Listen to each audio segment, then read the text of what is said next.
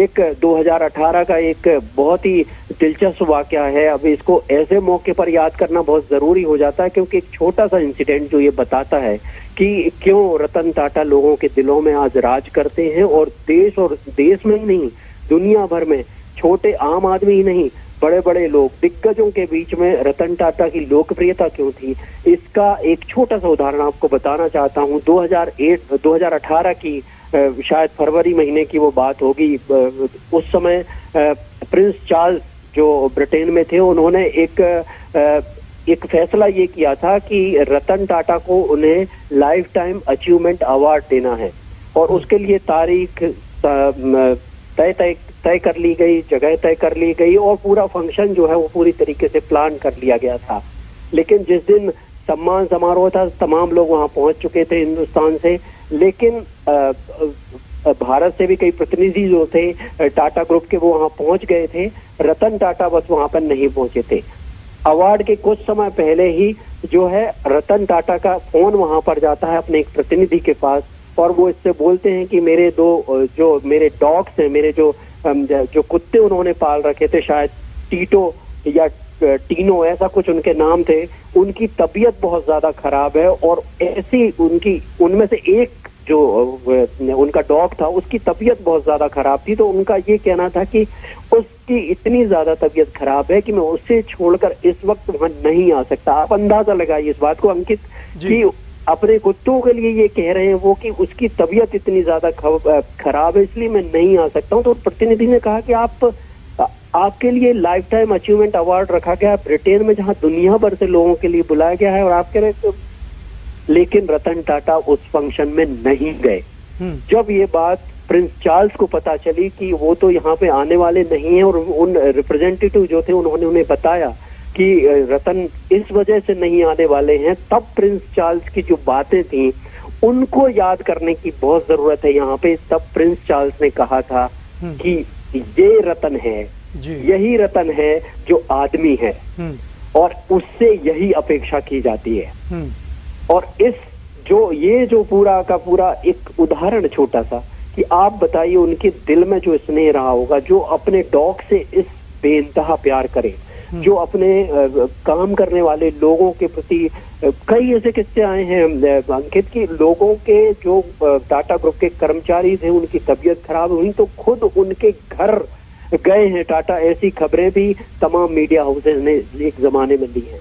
तो एक बहुत दिग्गज आदमी है जिसको सिर्फ हम उद्योग के पैमाने पर नहीं अब आंक सकते हैं, क्योंकि वो एक ऐसे जो लोग होते हैं वो बिरले होते हैं।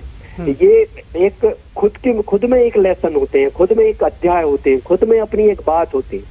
यदि कहीं पे कोई एक अस्तित्व होता है किसी एक चीज का, तो एक अलग से चैप्टर होता है उनके लिए। ये हम उसको ये नहीं कह सकते हैं कि ये उद्योग जगत के लिए बहुत बड़ा नुकसान है, ये तो पूरे हिंदुस्तान के लिए। क्या नहीं है आप, चाय पत्ती है तो टाटा है, हवाई जहाज है तो टाटा है, क्या नहीं है आप बताइए टाटा के नाम से आज हिंदुस्तान में नहीं पूरी दुनिया में।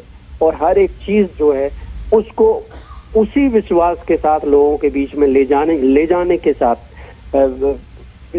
का जो काम किया है टाटा ने, वो मेरे ख्याल से बहुत ही रेयर है। और ये हिंदुस्तान को इस बात पे गर्व है कि एक ऐसा ट्रस्ट, एक ऐसा ऑर्गेनाइजेशन भारत में है। भारत को एक ऑर्गेनाइजेशन मिला जिस ऑर्गेनाइजेशन की जीडीपी भारत का लगभग 2% ऐसा हम मान के कह सकते हैं। एक बहुत बड़ी बात है। करीब 10 लाख एम्प्लॉय इस ग्रुप में काम करते हैं, और हर एक एम्प्लॉय आज दुख से भरा होगा, लेकिन उसके अंदर इस बात का गर्व और गौरव जरूर महसूस होगा कि आज वो रतन टाटा जैसे दिग्गज जो कंपनी के चेयरमैन हैं, उनके नेतृत्व में उसने काम किया है।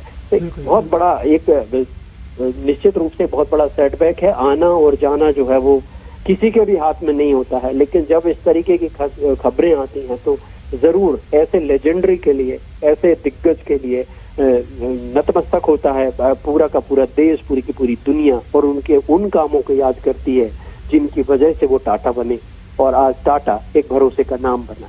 तो रतन टाटा जो है वो उनका जो आज निधन हुआ है, तो निश्चित रूप से जैसा आप कह रहे हैं उद्योग जगत के लिए तो बहुत बड़ा सदमा है ही।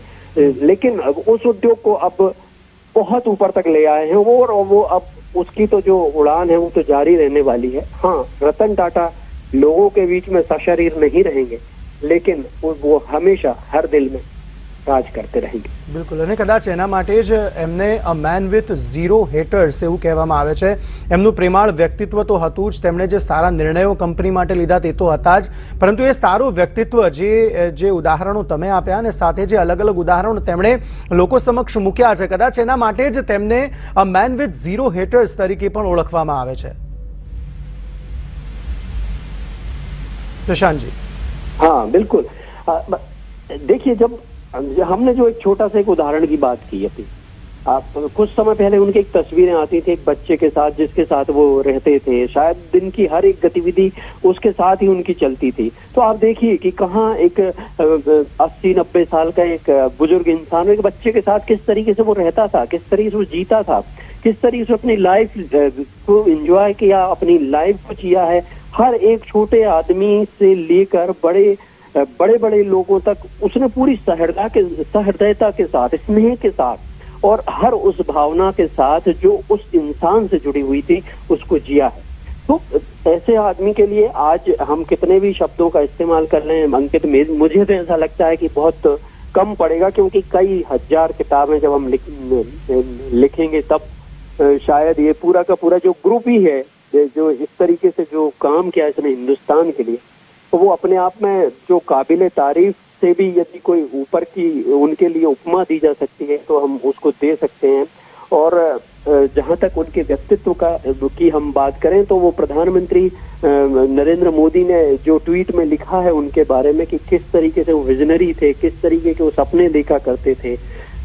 जो एक हवाई जहाज को उड़ाने की बात थी जो उनके पिताजी से लेकर जब जमशेद जी ने ये काम किया था, उस परंपरा को निभाते हुए आज एक लखटकिया कार को हर एक घर तक पहुंचाने का श्रेय भी तो कहीं ना कहीं टाटा को ही जाता है।